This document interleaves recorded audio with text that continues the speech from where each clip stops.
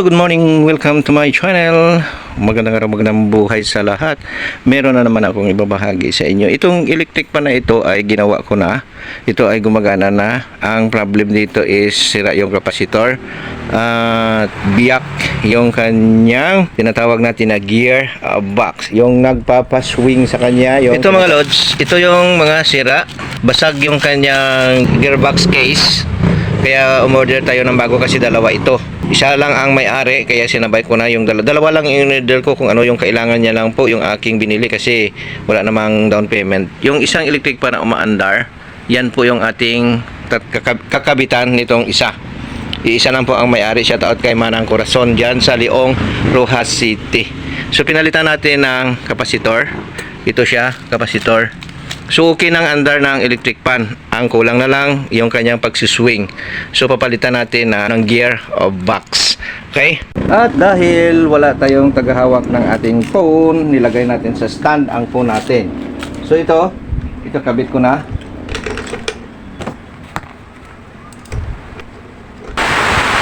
Malakas ang ulan.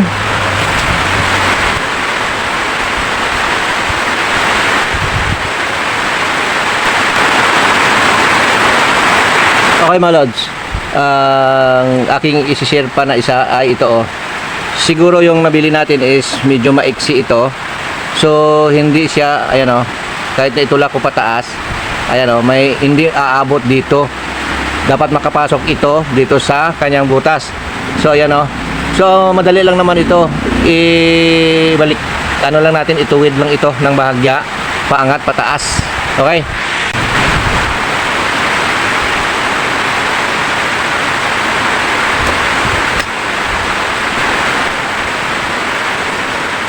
Kailangan may maiksi tayo na screwdriver kasi ito mahaba, bumabangga dito. Kailangan sa mga ganitong ginagawa ay meron tayong maiksi at mahaba na screwdriver. Ayan, ipasok na natin. At subukan natin kung nag-oscillate na siya. Okay, yung TV nilagyan natin ng takip na sako ng bigas para po hindi mabasa kasi umuulan. Tumutulo yung bahay natin. Yan yung dahilan nagsusumikap tayo na magkaroon ng kaunting extra income dito sa ating pagbablog para po may pambili tayo ng pampalit ng ating yero. Alright, so ito, plug-in na natin. Ayan, naka-plug-in na. At i-on na natin sa number 1. Ayan o. Tingnan natin, ayan, nagsuswing na siya. Yay! Ayos! Sakto. Ayan o.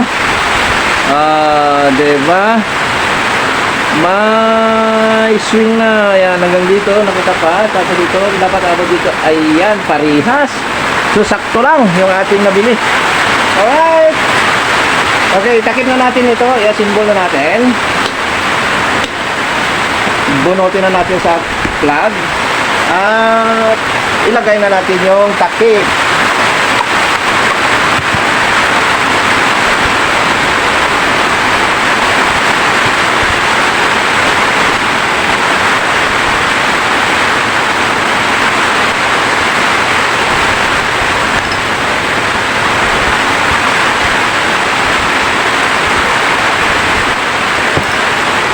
Ayan. At subukan natin paikutin kasi minsan tumatama yung screw sa likod.